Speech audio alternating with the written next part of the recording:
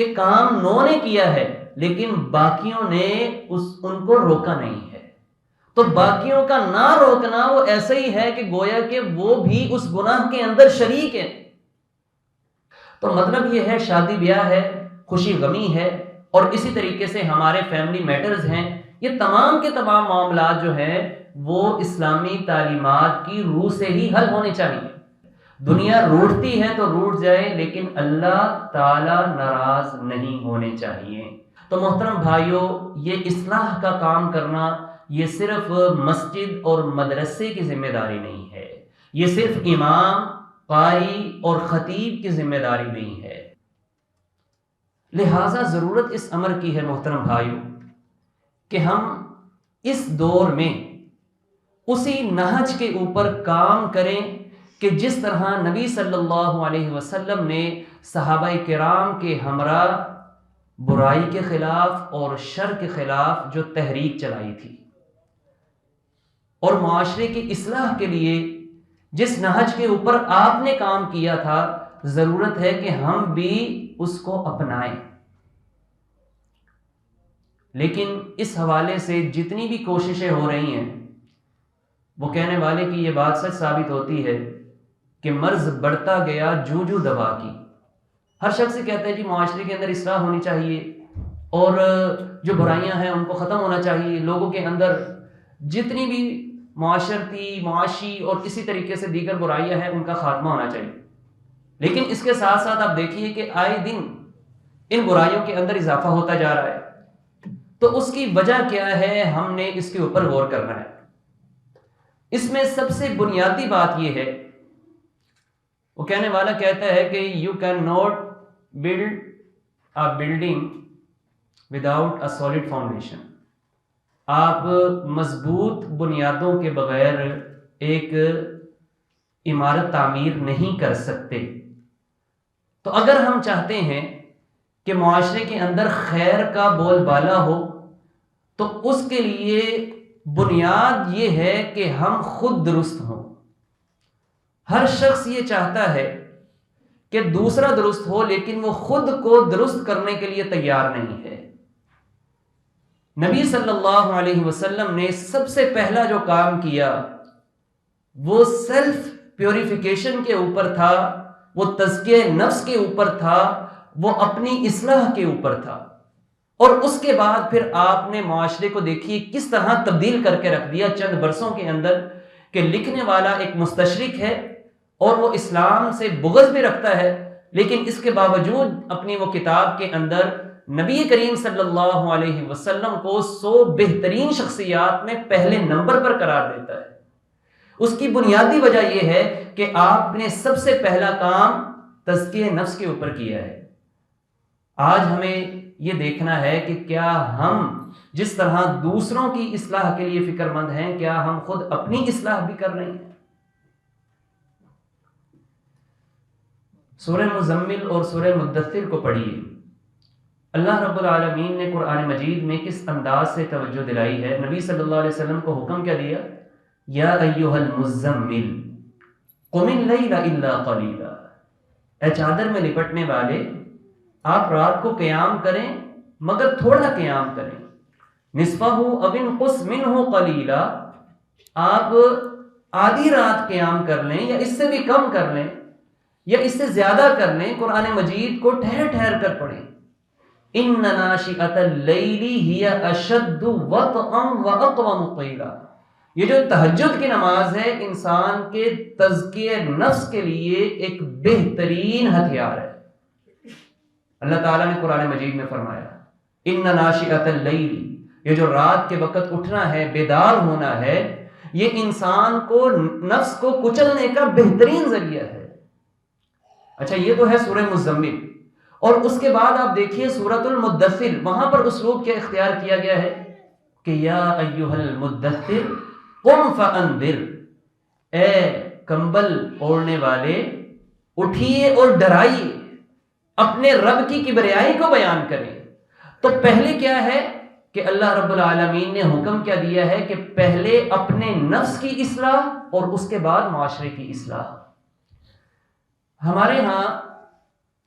حدیث کی مختلف اقسام ہیں جو بیان کی جاتی ہیں، اہل علم بیان کرتے ہیں۔ ان میں ایک حدیث قولی ہوتی ہے، ایک حدیث فعلی ہوتی ہے، اور ایک حدیث تقریری ہوتی ہے۔ حدیث قولی سے مراد جس میں نبی صلی اللہ علیہ وسلم کا کوئی قول بیان کیا گیا ہو، حدیث فعلی سے مراد جس میں نبی صلی اللہ علیہ وسلم کا کوئی فعل بیان کیا گیا ہو۔ تو حدیث تقریری جو ہے اس سے مراد کیا ہے؟ جی کوئی میرا بھائی بتانا چاہے،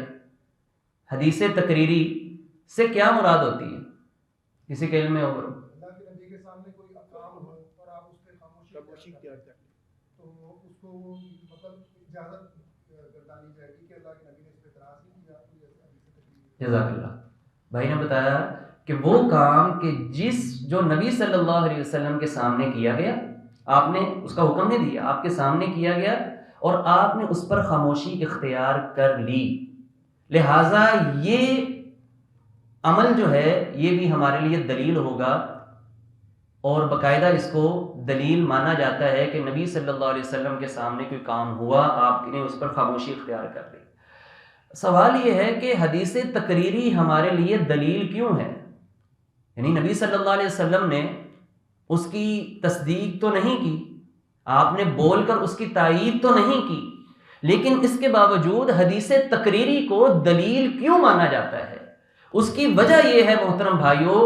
کہ یہ ممکن نہیں ہے کہ نبی کریم علیہ الصلوۃ والسلام کے سامنے کوئی کام غلط ہو اور آپ اس پر خاموش رہیں۔ یعنی ایسا ممکن نہیں، اگر آپ کی خاموشی اس بات کی دلیل ہے کہ جو کام ہوا ہے وہ صحیح ہوا ہے، اور بہت سے احکامات، بہت سے شرعی احکام ہمارے سامنے وہ حدیث تقریری سے ثابت ہوتے ہیں۔ تو یہاں پر میں ایک نقطے کی طرف اشارہ کرنا چاہتا ہوں کہ دیکھیے، اگر ہم نے اصلاح نفس کے اوپر کام کیا ہے، ہمارا اگر تزکیہ نفس ہوا ہے، تو یہ ممکن ہی نہیں ہے کہ ہم برائی کو دیکھ کر ہم چپ سادھ لیں، ہم لازمی اس کے خلاف بولیں گے۔ عام طور پر ہوتا کیا ہے کہ باپ نمازی ہے، باپ تہجد گزار بھی ہے، لیکن اس کے بچے نہ نماز پڑھتے ہیں، نہ ان کو اس بات کی فکر ہے، اور نہ ہی والد کو اس بات کا خیال ہے۔ تو ہوا کیا کہ جو اصلاح معاشرہ کی جو ذمہ داری اس کے اوپر عائد تھی وہ اس کو ادا نہیں کر رہا۔ اس کی وجہ یہ ہے کہ خود اس کا تزکیہ نفس نہیں ہوا، جس کو وہ اپنے تئیں سمجھ رہا ہے کہ ٹھیک ہے میں تو اپنے طور پر یہ کام کر رہا ہوں۔ اسی لیے نبی صلی اللہ علیہ وسلم کی یہ جو حدیث ہے ہمارے لیے یہ مکمل طور پر ایک رہنمائی ہے برائی کو روکنے کے لیے۔ آپ نے فرمایا کہ من رأى منکم منکرا فلیغیرہ بیدہ، تم میں سے جو شخص برائی کو دیکھتا ہے اس کو چاہیے کہ اپنے ہاتھ سے اس کو بدل دے۔ اچھا بھی اگر اپنے ہاتھ سے بدلنے کی طاقت نہیں رکھتا تو کم از کم اپنی زبان سے اس کو بدل دے۔ اگر ایسا بھی نہیں کرتا تو پھر ایسا ضرور ہونا چاہیے کہ وہ اپنے دل میں اس کو برا سمجھے، اور یہ کمزور ترین ایمان ہے۔ یعنی اس کو آپ نے سراہا نہیں ہے، اس کو اپریشیٹ نہیں کیا، بلکہ فرمایا کہ یہ کمزور ترین ایمان کی نشانی ہے کہ آپ اس برائی کو اپنے ہاتھ سے نہیں روک رہے، اپنی زبان بھی استعمال نہیں کر رہے، اور آپ محض اس کو اپنے دل میں برا سمجھ رہے ہیں۔ بلکہ امام ابن تیمیہ رحمہ اللہ نے یہاں پر یہ بات ذکر کی ہے، وہ کہتے ہیں کہ اگر کوئی شخص کسی برائی کو دل میں بھی برا نہیں سمجھتا تو ایسا شخص جو ہے وہ دائرہ اسلام سے خارج ہو جاتا ہے اور مرتد ہو جاتا ہے۔ یعنی اگر دل میں بھی اس کے خلاف نفرت ختم ہو جائے تو پھر کرنا کیا چاہیے محترم بھائیوں کہ ہمیں کم از کم اپنی زبان کو ان برائیوں کے خلاف ضرور استعمال کرنا چاہیے۔ دیکھیے، معاشرے کے اندر برے لوگوں کا ہونا یہ برائیوں کے پھیلنے کی صرف وجہ نہیں ہے، بلکہ نیک لوگوں کا، اچھے لوگوں کا خاموش ہو جانا یہ برائیوں کے پھیلنے کی اور اللہ کے عذاب کو دعوت دینے کی ایک بنیادی وجہ ہے۔ سورۃ ہود ہے، اللہ تعالیٰ نے قرآن مجید میں فرمایا کہ فلولا کان من القرون من قبلکم اولو بقیۃ ینہون عن الفساد فی الارض، کہ کیوں نہ ایسا ہوا کہ پہلی بستیوں میں سے کچھ اہل خیر وہ لوگوں کو فساد کرنے سے روکتے، لوگوں کو برائی سے روکتے، لیکن جب انہوں نے یہ کام چھوڑ دیا تو پھر اللہ کا ان کے اوپر ایک عمومی عذاب آیا، جن کے اندر نیک بھی اور بد بھی سب گرفتار ہو گئے۔ تو محترم بھائیوں، پہلا کام ہم نے اپنی ذات سے شروع کرنا ہے۔ یہ بالخصوص نیا سال شروع ہوا ہے نا، تو اس میں بھی ہمارا، اگرچہ اسلامی سال کا آغاز تو محرم سے ہم کہتے ہیں ہوتا ہے، لیکن چلیں بہرحال عام جو ہماری روٹین ہے وہ ہم عیسویں کیلنڈر کو شمار کرتے ہیں، تو کم از کم ہم اس میں یہ تہیہ کریں کہ جو غلطیاں میرے اندر پہلے تھیں میں نے ان کو ریپیٹ نہیں کرنا، میں نے اصلاح کی طرف بڑھنا ہے۔ اور اس کے ساتھ ساتھ میرے دائرہ کار میں، میرے حلقہ احباب میں جو احباب آتے ہیں، چاہے وہ میرے فیملی ممبرز ہیں، چاہے وہ میرے رشتہ دار ہیں، چاہے وہ میرے دوست احباب ہیں، چاہے وہ میرے دفتر میں کام کرنے والے، جو بھی میرے ماتحت ہیں، ان کے اندر اگر کوئی خرابی اور کوئی بگاڑ پایا جاتا ہے تو میں نے اس کی اصلاح کرنی ہے۔ حضرت شعیب علیہ السلام کی قوم اور حضرت صالح علیہ السلام کی قوم، ان کے اوپر جو عذاب آیا اس کو اگر آپ ان کے واقعے کو پڑھیں تو ہماری آنکھیں کھول دینے کے لیے کافی ہے۔ حضرت صالح علیہ السلام کی قوم، ان کے اوپر جو فوری عذاب آیا اس کی وجہ کیا تھی کہ جو اللہ کی نشانی ان کے پاس آئی اونٹنی کی صورت میں، انہوں نے اس کو نقصان پہنچایا۔ اللہ تعالیٰ نے الٹیمیٹم دے دیا کہ آپ کے پاس اب 3 دن کا ٹائم ہے، 3 دن کے بعد آپ کے اوپر یہ عذاب آئے گا۔ لیکن یہ جو کام کرنے والے لوگ تھے، اللہ کی نشانی کو نقصان پہنچانے والے لوگ تھے، یہ کتنے لوگ تھے؟ کیا یہ کام پوری قوم نے کیا تھا؟ قرآن مجید یہ کہتا ہے کہ وَكَانَ 9 رَهْطٍ يُفْسِدُونَ فِي الْأَرْضِ وَلَا يُصْلِحُونَ۔ یہ کام کرنے والے 9 سردار تھے ان کے، جنہوں نے یہ کام کیا، لیکن عذاب آیا پوری قوم کے اوپر۔ وجہ کیا تھی کہ کام 9 نے کیا ہے لیکن باقیوں نے ان کو روکا نہیں ہے۔ تو باقیوں کا نہ روکنا وہ ایسا ہی ہے کہ گویا کہ وہ بھی اس گناہ کے اندر شریک ہیں۔ اسی طرح حضرت شعیب علیہ السلام کی قوم، ان کا واقعہ بھی آپ پڑھ لیجئے کہ اگر حضرت شعیب علیہ السلام اپنی نماز، اپنا عقیدہ توحید اپنے پاس رکھتے تو قوم کو اس سے کوئی مسئلہ نہیں تھا، لیکن معاملہ یہ ہوا کہ حضرت شعیب علیہ السلام قوم کو روکتے رہے تو قوم کا جواب کیا تھا؟ قالوا یا شعیب اصلاتک تأمرک ان نترک ما یعبد آباؤنا او ان نفعل فی اموالنا ما نشاء۔ یہ سورہ ہود میں اللہ تعالیٰ نے اس واقعے کو بیان کیا۔ قوم نے کہا کہ شعیب، ہم جو کام کر رہے ہیں ٹھیک ہے، تم اپنی نماز پڑھتے ہو تو پڑھو، تم ہمیں ہمارے ان کاموں سے مت روکو۔ تو گویا کہ ان کا خیال یہ تھا کہ بس ٹھیک ہے، اپنے یہ نماز روزہ کرتے رہے، ہمیں یہ کچھ نہ کہیں۔ لیکن حضرت شعیب علیہ السلام نے باقاعدہ قوم کو دعوت دی اور قوم کے نہ ماننے کے نتیجے میں ان کے اوپر ہی عذاب آیا۔ آج ہم بھی مختلف عذابوں کا شکار ہیں، اور ان میں ایک عذاب کی صورت یہ بھی ہے کہ ہماری دعائیں اللہ کی بارگاہ میں قبول نہیں ہوتی۔ نبی صلی اللہ علیہ وسلم نے اس کی ایک بنیادی وجہ یہ بیان کی ہے کہ تم ضرور نیکی کا حکم دو گے، ضرور برائی سے روکو گے، اور اگر تم ایسا نہیں کرتے تو اللہ تعالیٰ تمہارے اوپر ایسا عذاب بھیجے گا کہ تم دعائیں کرو گے، تمہاری دعائیں قبول نہیں ہوں گی۔ تو کیا آج یہ صورتحال، یہ منظرنامہ ہمارے سامنے نہیں ہے؟ تو محترم بھائیوں، یہ اصلاح کا کام کرنا یہ صرف مسجد اور مدرسے کی ذمہ داری نہیں ہے، یہ صرف امام، قاری اور خطیب کی ذمہ داری نہیں ہے، بلکہ ہم میں سے ہر شخص کی ذمہ داری ہے۔ آپ کسی بھی فیلڈ میں تعلق رکھتے ہیں، یہ آپ کی ذمہ داری بنتی ہے کہ آپ لوگوں کی اصلاح کریں۔ ایک طالب علم ہے، وہ جاننے والا، تو وہ اچھا خاصا ذہین ہے، تو اس سے بات ہو رہی تھی کہ بھئی آپ نے اپنی تعلیم کو کیوں چھوڑ دیا؟ اپنی تعلیم، آپ آئی ٹی کی تعلیم حاصل کر رہے تھے تو آپ نے اس کو کیوں وائنڈ اپ کر دیا؟ تو جواب سننے میں دیکھیے کہ کیا ہے کہ جی اس کے اوپر ہم اتنا پیسہ لگائیں گے، ٹھیک ہے، تو اس کے بعد جو ہے وہ ہمیں اتنے پیسے تو، اتنی جو ہے وہ اچھی نوکری تو ملنی نہیں ہے، اتنے پیسے ہمارے واپس نہیں آنے۔ تو میں نے یہ سوچا کہ میں جو ہے وہ اپنے والد صاحب کے ساتھ ہی بیٹھ جاؤں بس دکان پہ، اور ان کے جو کاروبار ہے اس کو چلاؤں۔ حالانکہ ہونا یہ چاہیے کہ آپ دنیا کی جس بھی فیلڈ میں جائیں، آپ ڈاکٹر بنیں، آپ انجینئر بنیں، آپ IT کی فیلڈ میں جائیں، آپ ایک مسلمان ڈاکٹر ہوں، آپ ایک مسلمان انجینئر ہوں، تو اگر ایک مسلمان ہونے کی حیثیت سے ہم یہ تمام کے تمام جو فرائض ہیں ان کو ادا کریں گے، معاشرے کے اندر جو مختلف ڈیوٹیز ہیں، تو پھر ہر طبقے کے اندر یہ تبدیلی آئے گی۔ وگرنہ ہم صرف اس کو مسجد تک محدود رکھ دیں گے تو محترم بھائیوں اس کا کوئی خاطر خواہ فائدہ نہیں ہوگا۔ تو آپ کہہ لیں کہ جن سٹیجز کے اوپر ہم نے اصلاح کرنی ہے ان میں چند ایک جو ہے وہ میں آپ کے سامنے رکھتا چلوں۔ بنیادی طور پر آج جو خرابیاں پیدا ہو رہی ہیں ان میں سب سے بڑی خرابی ہے وہ ہے فکری خرابی، اور فکری خرابی یہ ہے کہ جو نظریات ہمیں ویسٹ سے مل رہے ہیں ہم ان کو من وعن قبول کرتے جا رہے ہیں، اور اس میں ایک بنیادی فکر یہ ہے کہ دین اور دنیا یہ علیحدہ علیحدہ ہے، دین کا دنیا کے ساتھ کوئی تعلق نہیں ہے، لہٰذا آپ مسجد کے اندر بیان کریں لیکن ہم شادی ہم اپنے طریقے کے مطابق کریں گے، ہمیں اس میں جو ہے وہ کسی گائیڈ لائن کی ضرورت نہیں ہے۔ ایک صاحب بتا رہے تھے کہ صرف 30 دن تک ایک شادی کا فنکشن جو ہے وہ شہر لاہور کے اندر منعقد ہوا، 30 دن تک، اور اس کے اوپر اخراجات کی صورتحال آپ خود اندازہ کر لیں کہ کس قدر زیادہ ہے۔